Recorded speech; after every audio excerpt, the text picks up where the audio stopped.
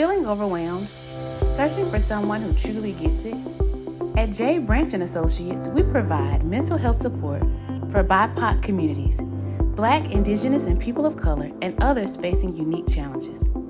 We understand the weight of generational trauma, the struggles of identity, and the pressures of being a part of an underestimated and overlooked group. At J. Branch and Associates, therapy isn't a one-size-fits-all. We create a safe, culturally aware space where you can feel seen, heard, and understood. Finding a therapist who truly fits you matters, and that's exactly what we're here for.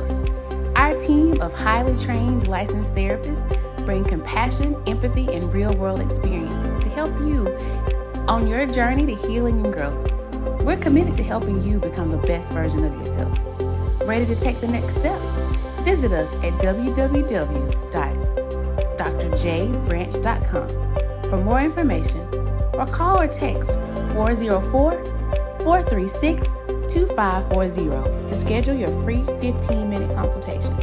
You can also book your first session today.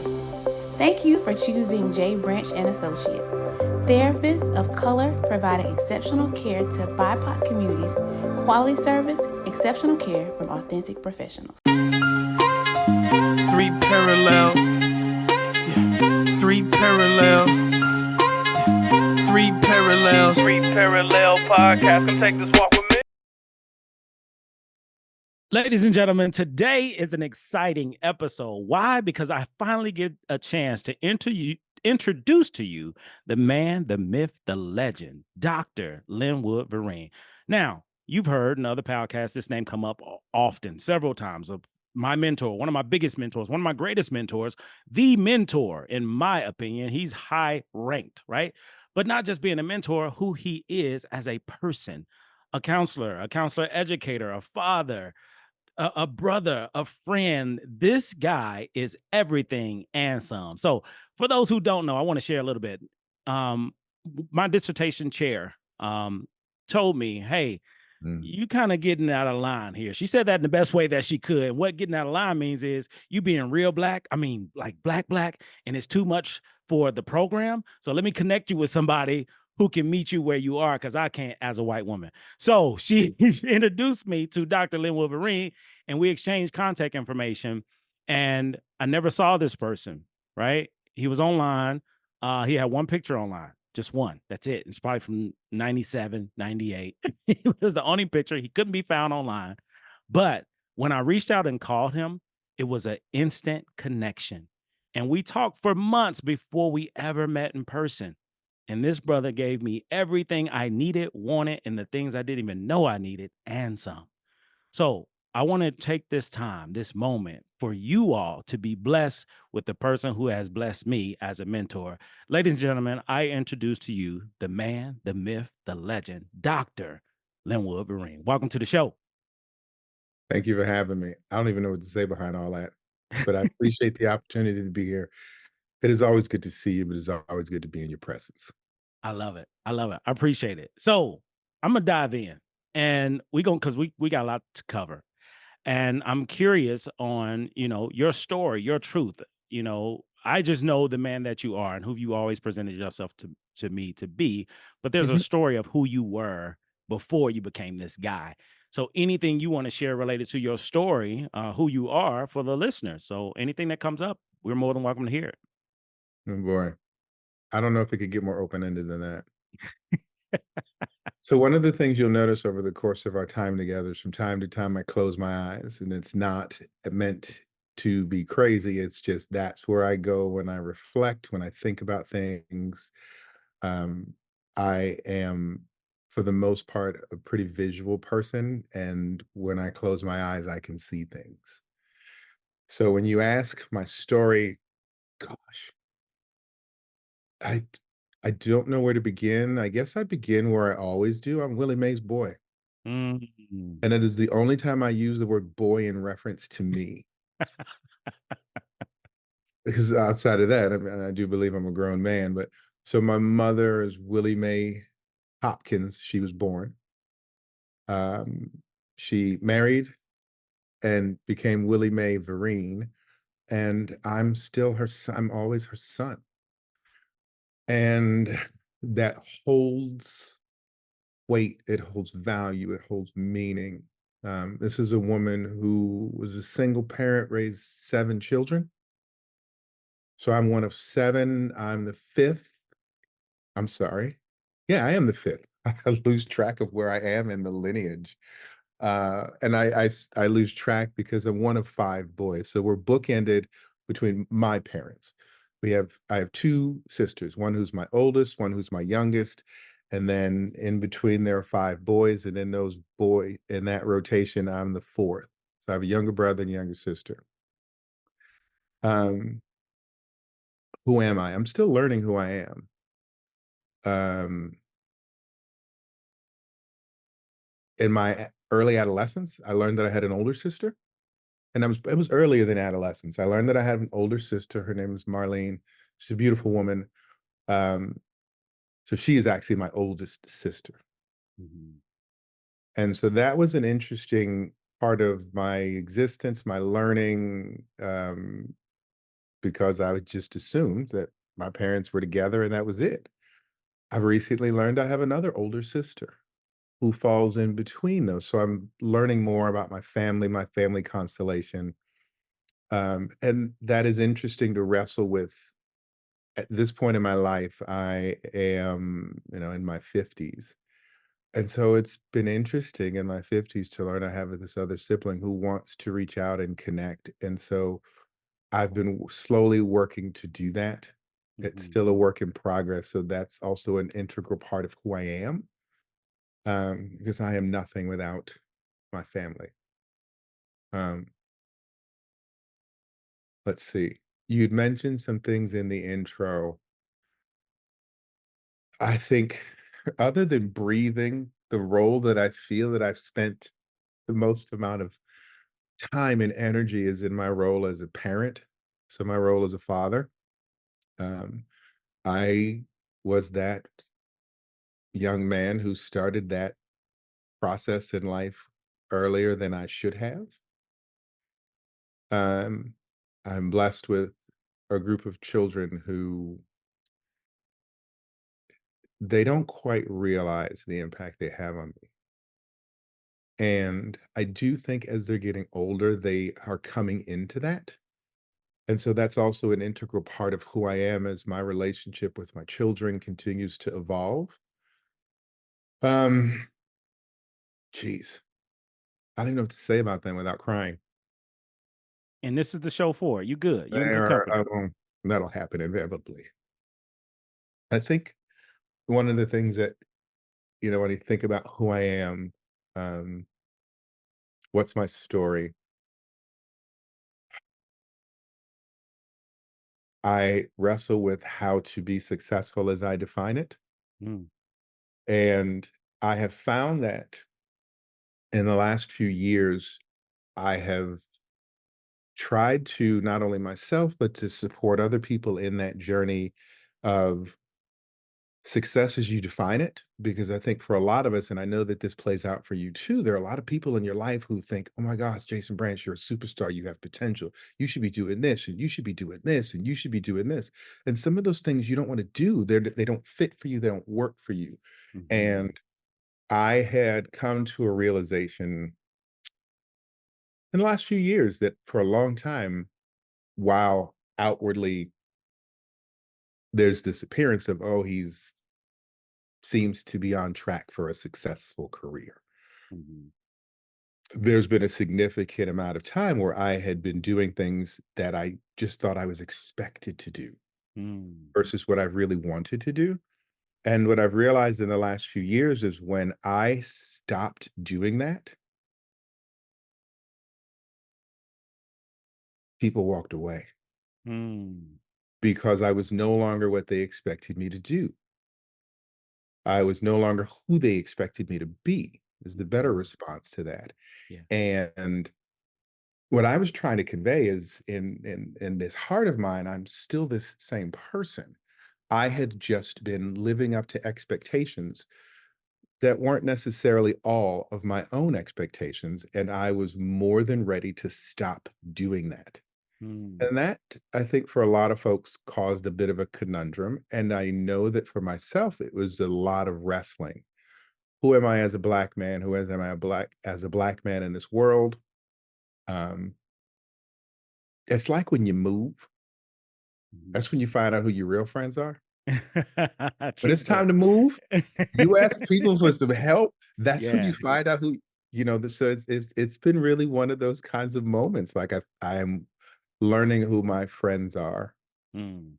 And what I realize is that I have really good friends. Good. Good. I have been blessed to come to know people who love me, who care about me, who support me, and who simply encourage me to do is important to me, what is important for me. Uh, I feel like I have friends who encourage me to chase dreams.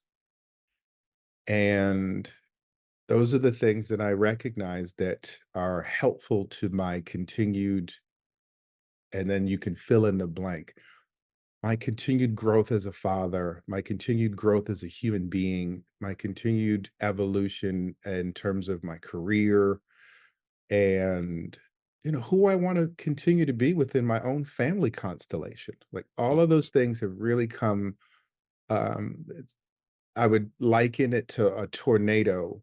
Over the course of the last years, a lot of stuff got spun around and flipped and then just dropped. Mm. And it is really what has needed to happen Wow. to Wow. then sift out. Because you think about it, when a tornado happens, we lose stuff. Mhm.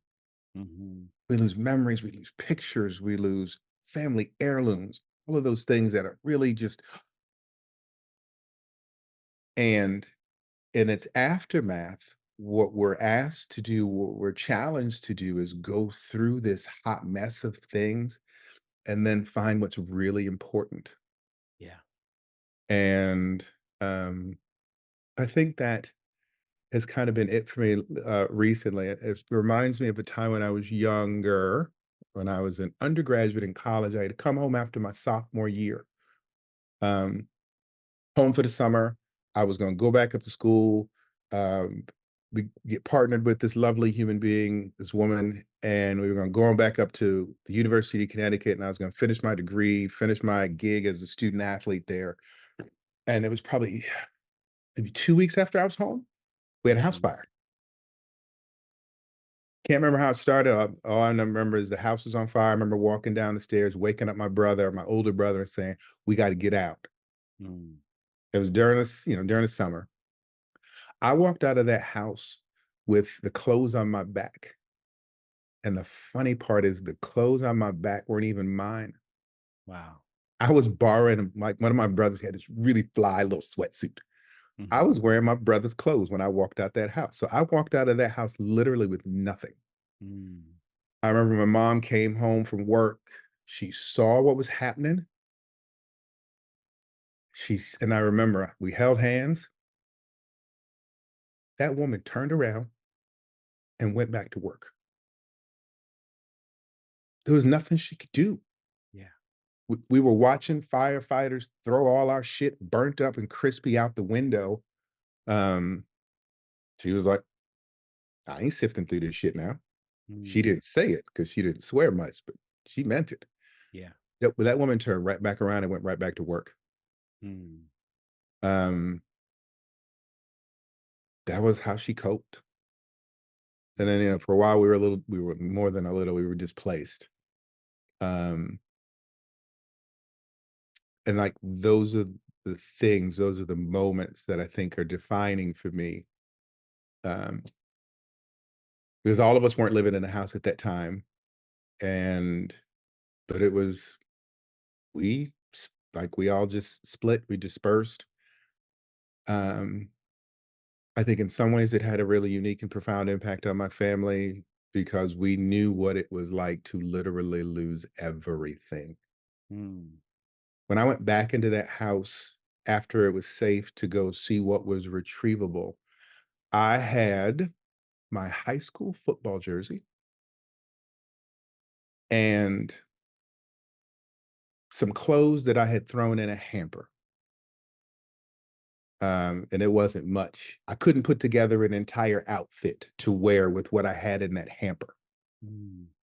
And so literally it was starting again with nothing. I can't say starting again. It was in that moment had lost everything. Mhm. Um, so that speaks to who I am in terms of, is that the worst thing on earth that's ever happened? No, because I've never had people consistently living in my neighborhood, blowing things up, killing people. I grew up in a neighborhood where we had lots of violence, but it wasn't like other countries. And so I'm trying to not do that comparative thing and just recognize that it was really shitty at the time. Mm. Um, and as a group of individuals and as a family, I feel like we bounced as best we could, Yeah. with the resources that we had. And I don't, I have, I can't remember the last time I've ever talked with any of my siblings about that. Wow. Wow. It's not something that's been in our family conversation. Mm. Um, who am I? Last year for Thanksgiving, we went to North Carolina because when my mom died, some of us as siblings, we committed to we would get together once in a while. We knew we couldn't get together all the time because we're kind of spread out. And so we decided, yeah, we're going to try to pull off another Thanksgiving. Mhm. And usually what we do is we go down south and my aunt and uncle on my mom's side, they host and they do it big. And I mean big. My uncle used to cater for the University of South Carolina's football team. So Mhm. he don't do nothing that's not big. And this year they were like, yeah, no, we getting kind of old. It's time for y'all to step up. Mm. All right, fine. And so, some of us did that. And what was really neat is we broke a lot of rules. And when it was all said and done, 40, including myself, 40 people, 40 souls got together Thursday, Friday, because you got to have your turkey on Thursday and you got to have your fish fry on Friday. And that's what we did because that's our tradition, apparently. Mm. And when we go south, when we do my mom's maiden name is Hopkins. When we do that Hopkins thing, and it was a gorgeous time I got to spend with these amazing people who I happen to be related to. And so that's who I am. I'm those people. Yeah. Yeah. Um, And it sounds like, the three parallels are just constant. And what I'm hearing from you is all these lived experiences from the past kind of influenced who you are now. Still do. And who you are now is also changing in real time. So even in the 50s, change is still happening. It doesn't end. It sounds like Mm. that growth and development and shifting. It is literally evolving in real time. Um, Mm. one of the things that I've been adamant about over the last few years is in my career, sharing with people what I've learned from you.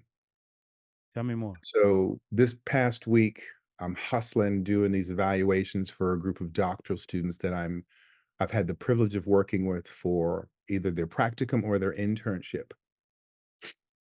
And I've worked to diligently make a point of, and this is what I've learned from you. And this is how it's impacted how I now have to teach this class. This is how it's Mm. impacted how I have to teach practicum if I'm working with a master's student. Because I do think it's important that I share with someone who's taught me something.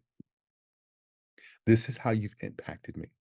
And Mm. this is, and they think it's funny until they experience it in real time. I tell them, you are now a story I'm going to tell. And please don't I'm not going to in any way be disrespectful. And I will always give you credit for what I have learned.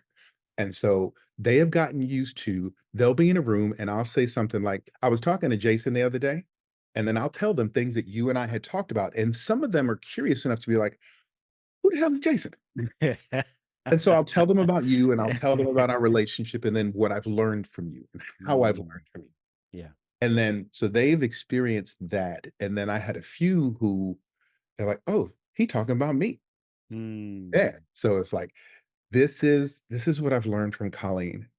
Mhm. And literally I was in class today and it was like, I was talking to Colleen And they were talking about how they're evolving as a supervisor and how they're attending to the needs of their folk. And then Colleen just started dropping stuff in the chat. And then, because we're over Zoom, and then it also adding verbalization to that. I'm just like, damn it. And then at some point, I share like, and this is the story that I'll now have to tell in class Yeah. because I can't take credit for it because it's not mine, it's not my idea, but it is something that I truly believe other people can learn from. Yeah. So it now becomes I will be in class one day and I'll just start saying, I was talking to Colleen the other day, and I could have talked to Colleen 10 years ago, but I'll say I was talking to Colleen. And the other fun part for me with that is they know I'm serious. Mm, Like they know it's going because they've seen it happen, so they know it's gonna happen. yeah. And I think what we are coming to in terms of our professional relationship is he sees something in me that I'm not quite looking at right now. And it's impacted him so much that he's telling me that when he does other classes with other master students and with other doctoral students, it's something that is impacting his pedagogy. Mm, Just let that sit there for a minute. yeah. Yeah. And I feel like if you I'm at Oregon State University right now, and I feel like if you were to talk to the students that I've had in class, I'm starting my 3rd year, and the time that I've been here, they will recount for you stories about Jason, Michael, David Julius, Matt, Tice, Kara, Sam. Some of them they've met because some of y'all have zoomed in, so it's like they done heard a story and then they get to meet you, Yeah. and at least virtually. Uh-huh. And then others, I've had students come back and say, "I looked Jason up. He's doing some really dope stuff." And it's like, because those are, I think, the important parts are the connections that we can make. Even if they never get the opportunity to meet you in person, they still have an opportunity to learn from you Mhm. and to learn with you. Yeah. To learn with you is a little more challenging until they meet you. And Mhm. at the same time, those are important pieces that I'm certain will continue to stick with me and that dictate how I'm continuing to evolve. And I agree with, and I feel like I'm living what you say, where it's evolution in real time. Yeah. And I recognize I still have so much to learn. Oh, man. And I'm a willing student. Oh, Now, that's beautiful. I got to preface it with sometimes I show up to class a little crusty, kicking and screaming, just like every other student on earth. But I'm still going to show up to Jason Branch's class, virtual, on the phone, and otherwise, and figure out what I can learn from you today. That's I'll huge. still show up to Michael Hannon's class, whether it's on phone, virtual, whether we, bump into each other at a conference, over dinner, to learn more about what I have the opportunity to learn from you if I'm listening.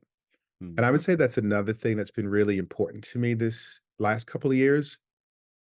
And I know that my students are getting tired of it, and the folks that I work with are getting tired of it because I'll say, I talk a lot about the opportunity to learn with you and to learn from you. And my thinking is, well, what good does it do for me to tell you these things if I don't go the next step, which is to share what exactly it is that I've learned from you and how it impacts me? Mm. I feel like those are the things that are oftentimes missing from our conversation. Normally, what people would, or I would say is something like, I hear you. Yeah. Yeah. And that's like aloha. That could mean so many different things. And it has become very important to me that I try to, because it's not easy, that I try to slow down and share with folks, this is what I've learned from you. This is what I've learned with you. This is how it's impacted me as a person. This is how it's impacting my career. This is where I think I'm headed next with this new learning. Yeah. And I think it's like I said, it's become really important to share what I've learned with and what I can learn from you. Yeah. This is huge. This is huge. I appreciate you sharing all of this because for a lot of the listeners, they're in the same space of, thinking that the way they are now or who they once were, like that's what it's going to be. That's all, that's what it is. Or I'll get to a place where I know me well enough to know that this is it. And it sounds like it doesn't stop. It doesn't end. And it doesn't end until we end if we're open to being a student, if we're open to being a learner of Mhm. life. Yeah. That's huge. That's huge. Uh, So go ahead. I'm sorry. I was gonna say, as I was listening to it, it reminded me of something that Andy said. I worked with Andy when I was in Shippensburg, and Andy used to always talk about true self. Mm, I couldn't have a he was glue. You ever work with somebody who, like, in their agency or your department or in your cohort, like, they're the glue that keeps us all together? Andy's yeah. glue. Yeah. Yeah. Um, and then when he retired, like, you could see the difference because we was unstuck, and not in a fun way. Yeah. But, we persevered, and they still do good work. But Andy always talked about true self, and it was just in such a gentle and beautiful way that you couldn't help but be like, "Am I being my true self?" Like, it was just mesmerizing, and Mm, I I think that's also been a part of my recognition is there have been definitely times where I've not been my true self. mm, And so that's what has led to other people having these expectations that are unrealistic. yeah. Yeah. Mm. So the big question with working at this very high level, being in the profession for over 20 years, Mm, countless of students that you know, taught, mentored, like just years and years of greatness, in my humble opinion. And the reason I'm able to say greatness is you have a mindset of I'm open, honest, and willing to learn, and wants to become the best version of me possible.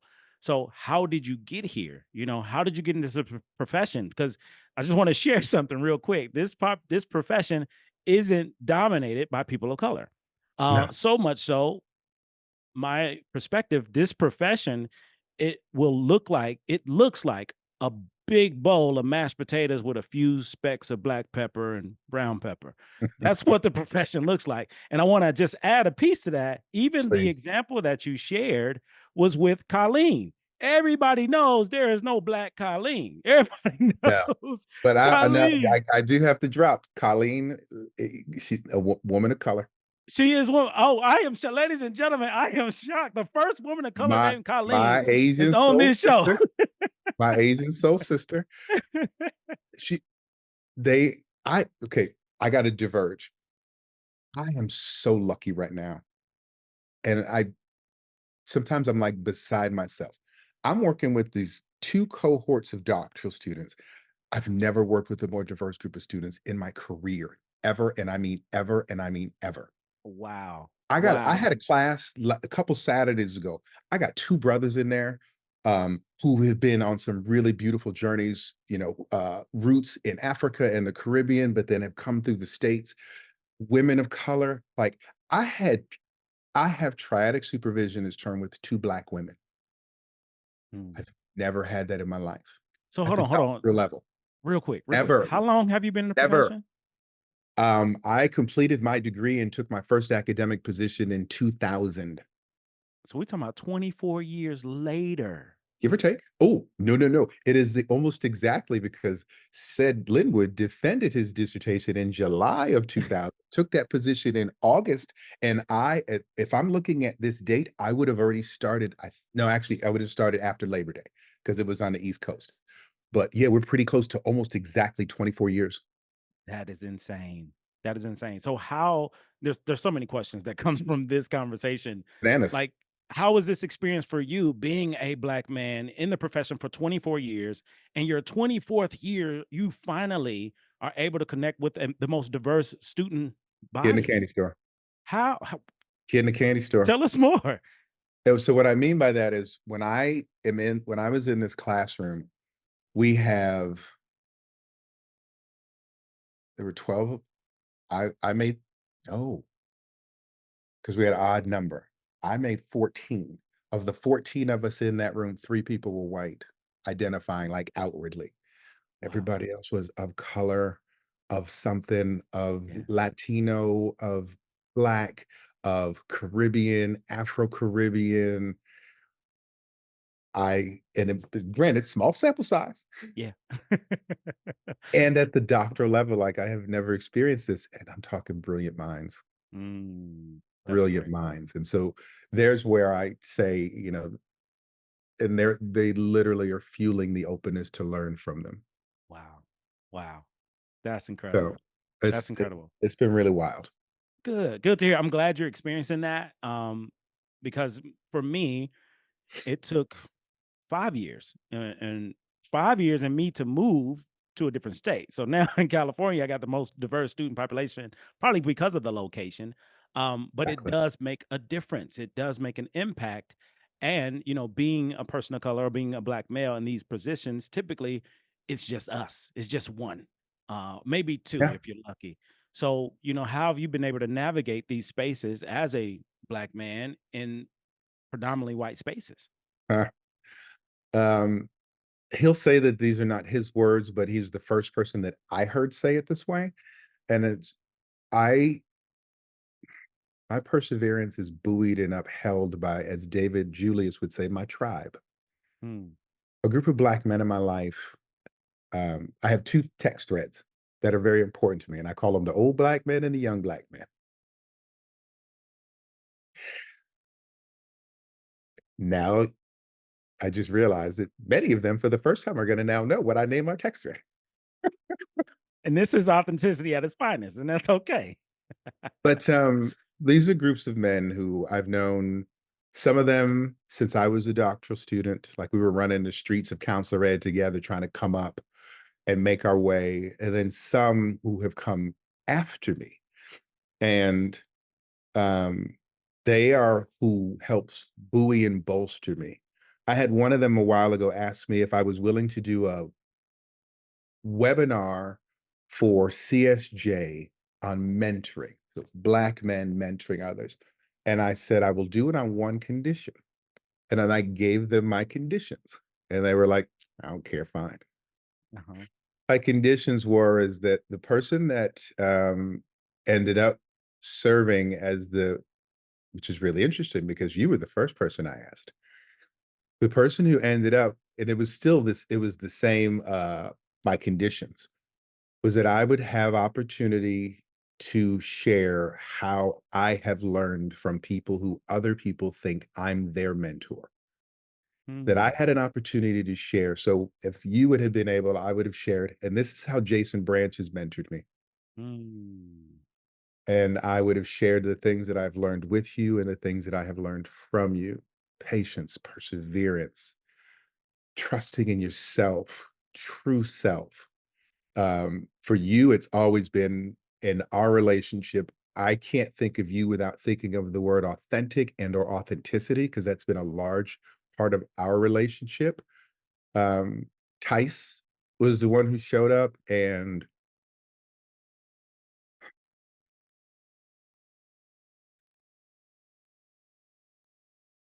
it was such an amazing time. I thought about things not only for him, and I feel like I was in some ways able to articulate them. Things that I had learned from him and that I had realized I didn't tell him yet. Hmm. I hadn't told him yet. And so a couple of those things he was hearing in real time, Yeah. live and in person. Yeah. And then I also, because I do this all the time, I flash to other important people in my life and the people who have supported my career, who, more importantly than my career, who have supported me as a man in this world, as a black man in this world. And so I think of John Locke, Jason Branch, Michael Hannon, Matt Bonner, David Julius Ford, Alfonso Ferguson. Like I could go bananas with names, Sean Spurgeon, Daryl Bailey, Wyatt Kirk, just a host of black men. Felix Morton, who's another dude who's way younger than me. Felix damn near 30 years my junior, at least it feels like it in my mind. But when I got together with and I met him for the first time, it was like instant connection. Strong human being Mhm. who also, just as an aside, happens to be a pretty dope counselor and counselor educator. Yeah. Yeah. And I feel like that's what's been helpful is I have been fortunate and privileged to surround myself with a group of people who are just phenomenal human beings. And they just happen to be professional counselors or dot, dot, dot. Yeah. So that is what holds me in this profession. These are, and like I said, I bet you, I don't even need to bet you. I could I could spend all day running through the list of people who've loved, nurtured, and supported me. Yeah. That's real. That's good.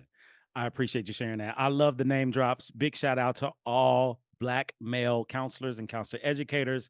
There's Much a ton love. who I've missed. So We my need apologies. you. We want you. We can't name them all. And I'm glad that we have a extensive list that we can't. Ah, So the big question, how did please, you get into the profession? Like, there's not a lot of, back in. black folks, black men specifically need therapy the most, but we go the least. So how did you overcome the whole stereotype and stigma and belief about, therapy to overcome that, to become a counselor, to become a counselor educator, and now 24 years in the game? What's the story? How did you do it? How did you get here? Um, as Don would say, I took my rightful place in hopefully what people would consider a respectful manner and standing on the shoulders of people who have come before me. I have a really dear friend who I went to college with. His name is Chris. Chris graduated after me, started his master's program in counseling before me. I was off in the state of Connecticut working, doing a great thing for the state of Connecticut. At least I thought I was.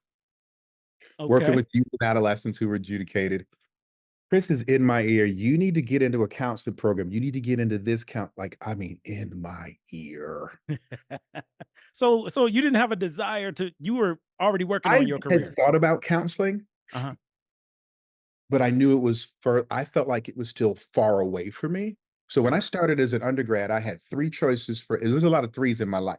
Okay. I had three choices for a major. I was either going to be a psychologist, and I learned what I really wanted to be was a professional counselor, and it took me some work to figure out what that was.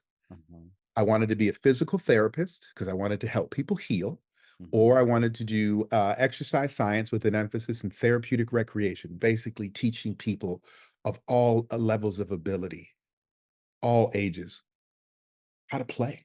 Yeah. Yeah. I ended up doing the final. I got my undergrad in therapeutic recreation, but I wrote a paper that I kept with me probably 30 years. Mm. As an undergrad, I wrote a paper and I wrote that I want to become a counselor. As when I figured out what counseling is, and I knew it was there for me someday. And then my friend Chris has badgered me, and I go to visit him one day at school, and it was this big party weekend. And so we're hanging out, grilling. Um, and he was like, "Hey man, Mike and Janet's gonna come through." These two little old white people come through. So remember, I told you it happens in threes. Chris is one, Mike and Janice are two and three. Okay.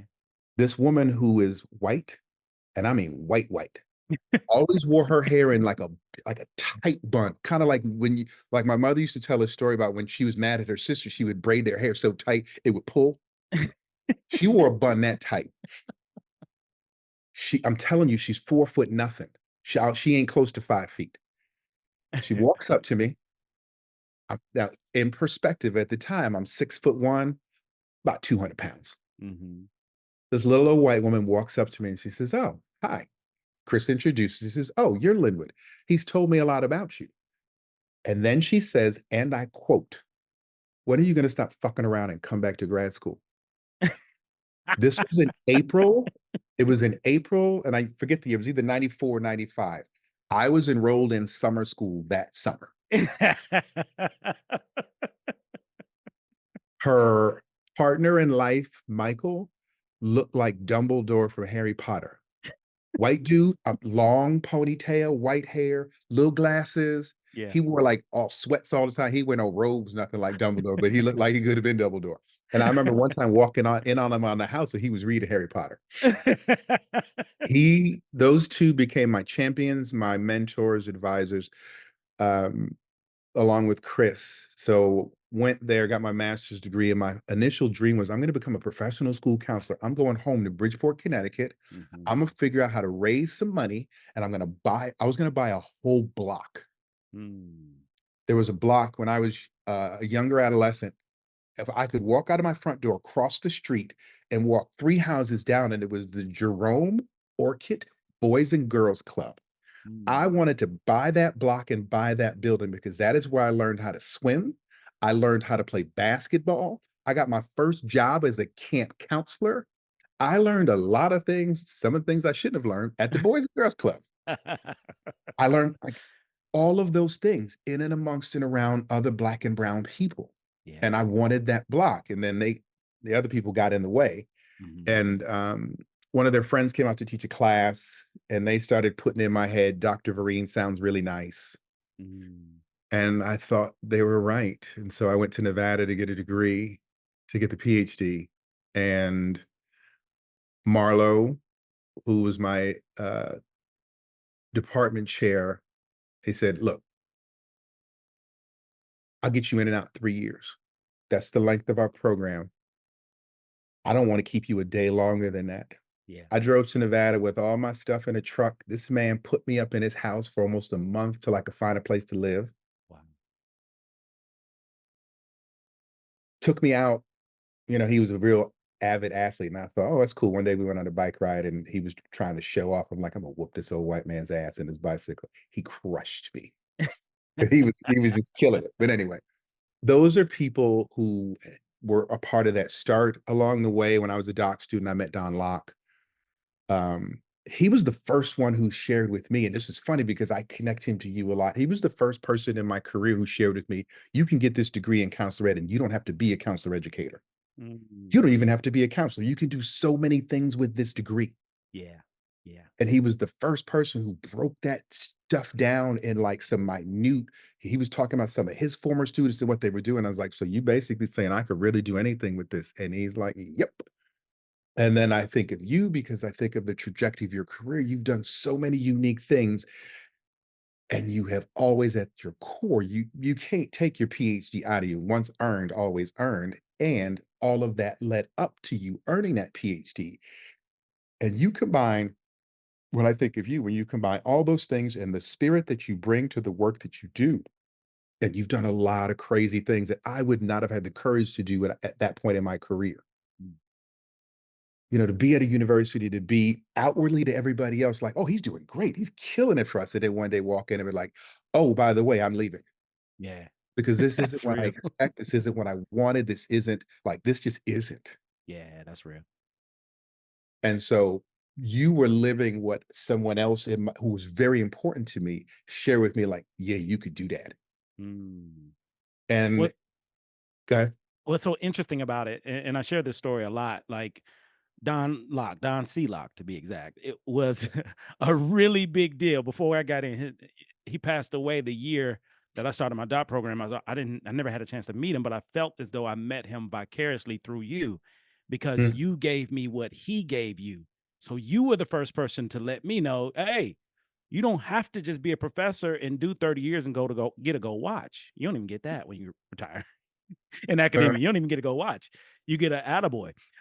So so you gave me that. So what he gave you, you gave to me. So for me, I feel as though I had an opportunity to connect with Don because of you, mm. which brings me to the next piece, mentorship. Like in my mind, you're the greatest mentor that ever lived for me. I can't speak for nobody else, but for me, how did you become this super mentor and where did that come from? Because you don't have to, like, there's a lot of black men in this profession that choose to do different things, and mentorship may not be one of them, but you've Mm. chosen that and you're great at it. And I'm speaking from my own lived experience. I would not be here on this podcast without your assistance, without your mentorship. So I've met how your did you get family. into singing? I said, I've met your family. I don't know if that's necessarily true because I think they were pushing you, your food, your family of origin, and then I've met your current family. Well, like I said, I haven't met the boys. I'm still waiting on that one. And so I am certain that with the people you have in your life, It may have happened, but it could have been 2030. But uh, here we are. Here here we we are are indeed. in real time. So how did you get this? this mentor bug, because everybody can be a mentor, but that doesn't mean everybody is great at mentorship. So how did you do it? How did you get here? And what made you decide, like, yeah, I want to do this? I've never made a decision that I'm going to be a mentor. I don't think I've ever Mm, consciously said, I want to be somebody's mentor. My problem is, and it's not my problem, it's other people's problem. It's just I like talking and I like talking shit. So, I mean, when you had talked about this earlier, we had been talking for quite a while before we actually met each other. yes, at least And 6 months those are minimum. some of the most meaningful days for me. And my family has put up with a lot of things with me. And one of the things that they put up with, and I'll give you the visual, is I'll have some headphones in my ear and I'm wandering through the house talking, and I'll just hold the phone and they'll see the name of who it is. And it's like, oh, daddy's doing his thing. Or, he's talking to whoever. Um, yeah. And I feel like when you brought up Don, one of the things that Don taught me, and I think of three really important conversations I've had. Um, Years ago, I can't remember what university I was at. A man that I know and love very dearly called me and said, he was finishing his doctoral degree, and he said, I don't want to be in Happy Valley no more. I want to go home and write my dissertation. Do you think I could do that? Mm, Of course you can. You mm, pack your family up and you move and you go home. yeah, And they explained to me what home meant. Home was family, home was connection, home was support, home was resources. Happy Valley was a means to an end. yeah, That man went home. And pretty soon he should be somebody who's a full professor in his profession who is absolutely killing it. yeah. I remember a person who was at the time they were a department chair and an associate dean at their university. They called me and asked me, would you think I'm crazy if I wanted to walk away from all this and just go into private practice and then do some consulting and speaking on the side? No. That's probably the smartest thing you could do for yourself, right? And I didn't say it that way, but I meant it that way. What I said was, I've been with you in a lot of venues. This is a person who I was on their dissertation committee. I presented with them. I've seen them command a space and command a room. And I said, if that's where your heart's at, then you need to tell me what I need to do to support you in that. And they walked away from that job. And it's so crazy. Everything that they wanted to doing now. And the cool part about it is this person was like, I'm going to build this great private practice and I'm going to do this speaking as a way to kind of grow in some other areas. The speaking now outweighs the professional practice of counseling. The professional practice is like the side hustle now. The Wow. speaking is what's dominating this person's time, this person's energy, this person's efforts. Um, and I remember another phone call from someone saying, I'm done here at this university in this northeast part of the world. I want to get out of this. Mhm. And that's what you should do. Yeah. And what still to this day holds me is the responses that I got from those three men, which is and was nobody else told me straight like that. Like, yeah, you could do that. Yeah. Yeah. And it's been such a joy for me to simply witness what you, what Mike, and what Keith are doing. Yeah. And that's just three. Yeah. Yeah. And I didn't do anything other than to say to you, like in my heart, all I said was, oh, that's your dream. Please feel free to chase that. Yeah. Because everything else is noise. It's, oh, well, how can Jason do that? Because Jason's a grown ass man with a brilliant mind. And Jason realizes when it's time for him to continue to evolve, to pivot, to shift, whatever word fits best for you or any other human being in that moment. And that's something that some of us really struggle to do. I believe I'm still in part of a generation of people that's like, it's better, it's easier to get a job a new job when you already have a job, and you always got to have something to fall back on. Yeah. And I live and work and have grown to love a group of human beings on earth who exemplify for me, I got this. Yeah. I don't like I am my fallback. Yeah. My Yeah. family is my fallback. Like, I Mhm. don't need to be because my mom raised me like, you got to be a jack of all trades, master of none. Nope, Yeah. you don't have to be. Yeah. Yeah. And I feel like I'm privileged where I get to live around, know, have love for, and work with um, people. More importantly, live around and know people who are these living examples for me Yeah. about chasing your dreams and what's next and being true to yourself. And so those are the things like when I think about like your original questions about mentoring, mentoring is cyclical, I believe. Mm. Yeah. And in some small way, I'm just trying to repay the large gifts that I've received. And I don't think I don't I was gonna say I don't seek, but and there are some ways that I do. And the example is like for CSI. I've been a mentor for a couple years. I met some crazy dope people, Mhm. like just beautiful human beings. And that's a mentoring that I've signed up for because somebody asked me and I said, yes, I will do this. I feel like outside of that, it's just I am attracted Yeah. to good people. Yeah. Yeah. I would agree with that 100% because that's how we connected. It was an instant attraction. It was easy. So with my chair, Dr. Arusi, she didn't know, and I didn't even know till later that she And didn't we had even just know you that well. Like, she and I had just met. yeah, And it like, was we were at some business meeting and yeah. we were sitting next to each other and we, after a while we started goofing around about how crazy this meeting is. But then we got to talking a little bit. And the thing that I appreciate and value about that woman is that she recognized her limitations in terms Mm, of being the right kind of help for you. yeah, that's real. And so many times we don't do that. We think I'm it. I could be all you need. And it's like, Yeah. no, I'm not. And I don't want to be all you need. And she knew, and she knew, and it I was it did. was an easy transition, and I would agree you've attracted a lot of these mentor mentee relationships, and I'm thankful that we were attracted to each other because I was ready for you, you were ready for me. Mhm. Because sometimes people aren't ready for what we have to offer, but I was, and some, Yeah. and some. So before we close out, I got a couple rapid fire questions for you. So here we go. Number one, who would you say is your hero?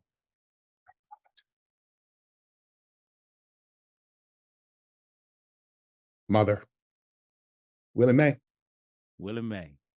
I'll take There's a it. line in that Tupac song, Mama Make Miracles Every Thanksgiving. Yeah, Willie Mae was making miracles 365, 24/7 because she had 7 kids and she did shit that I don't know how she did. yeah. To this day, I still don't know. And I'll give you one more piece of context. That year that my house burnt down, Mhm. I saw my mother's paycheck. There were 3 children still living in the home at the time. So she had ushered a bunch of people out. I was in and out because of college. My mother was making less than $20,000 a year. Less than $20,000 a year in 1988. Mm.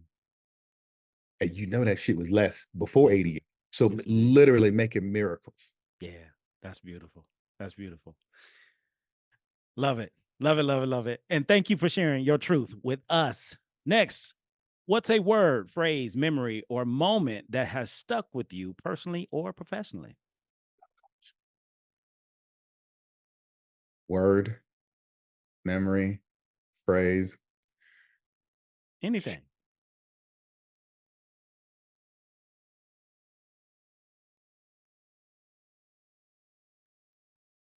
Michael learned from his parents the phrase, trying to be the right kind of help. That sticks with me. Tom Jackson learned from his college football coach, don't be afraid to be great.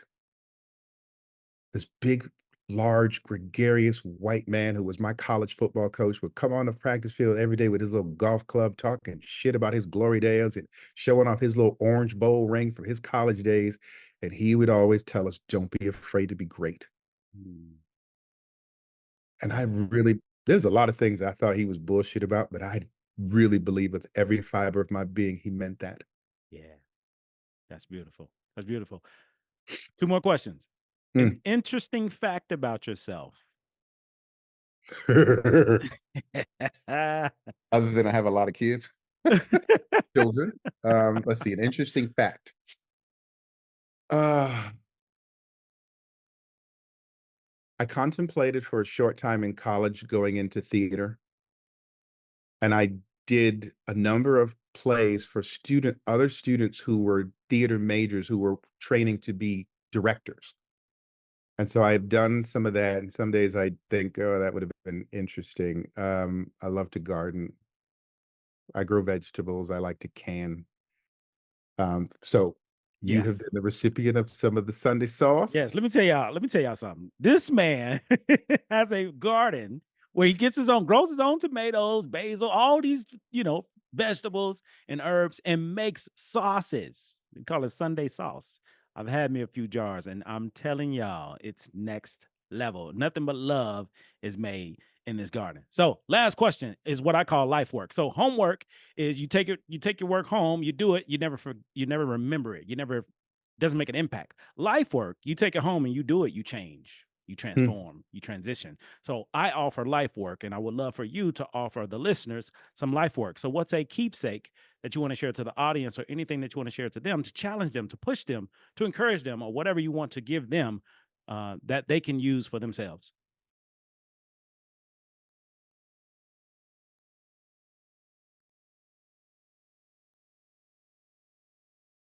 Be the brave person that you know in your heart that you are, to then allow you to engage in the hard conversations that life requires of you, whether it be at home with your family, loved ones, your relationship, your lover, whether it's at work.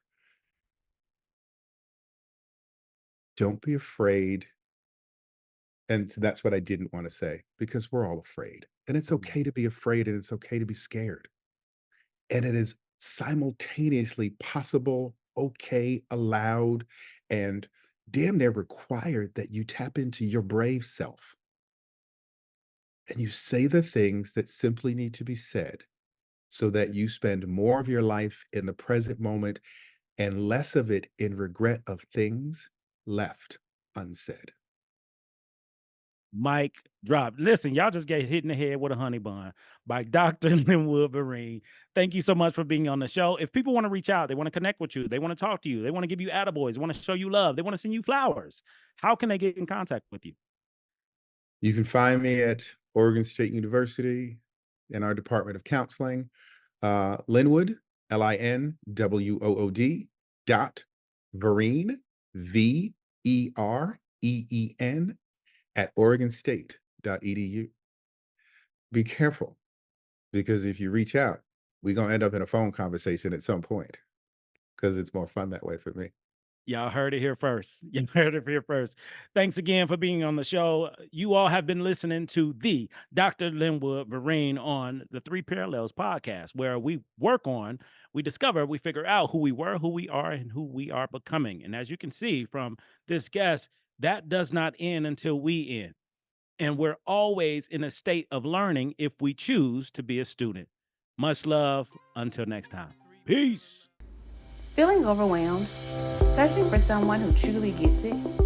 At J. Branch & Associates, we provide mental health support for BIPOC communities, Black, Indigenous, and people of color, and others facing unique challenges. We understand the weight of generational trauma, the struggles of identity, and the pressures of being a part of an underestimated and overlooked group. At J. Branch & Associates, therapy isn't a one-size-fits-all. We create a safe, culturally aware space where you can feel seen, heard, and understood. Finding a therapist who truly fits you matters, and that's exactly what we're here for.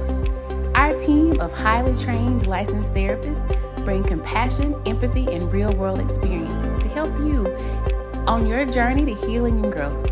We're committed to helping you become the best version of yourself. Ready to take the next step? Visit us at www.drjbranch.com for more information, or call or text 404-436-2688. 888-2540 to schedule your free 15-minute consultation. You can also book your first session today. Thank you for choosing J. Branch and Associates, therapists of color providing exceptional care to BIPOC communities, quality service, exceptional care from authentic professionals.